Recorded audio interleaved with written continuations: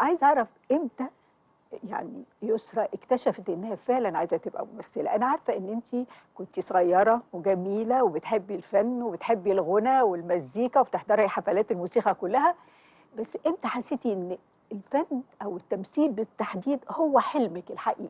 أكيد، أكيد، وأنا صغيرة جدًا، جدًا، جدًا في المدرسة كنت باحب الباليه، وكنت باسمع مزيكا، وكنت بانام واصحى على المزيكا. كان في حاجة اسمها البرنامج الموسيقي وما زال موجود، الراديو ده كنت أحطه واسمعه، عايشة على المزيكا. كل ما يعني أحفظ جدول الضرب كنت أحفظه على المزيكا.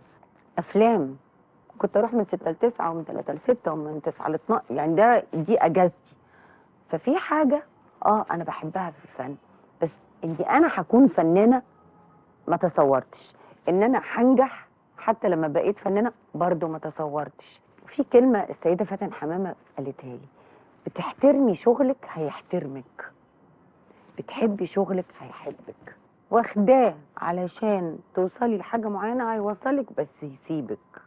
انت لازم تبقي مؤمنة باللي انت بتعمليه وبتحبيه بجد وبتحترميه بجد. انا بحترم شغلي، بحبه. علاقة الحب والاحترام دي مهمة قوي. لما تحسي انك انت بتعملي حاجة انت مؤمنة بيها، احساس مختلف غير انك انت بتشتغلي وبس. أنتِ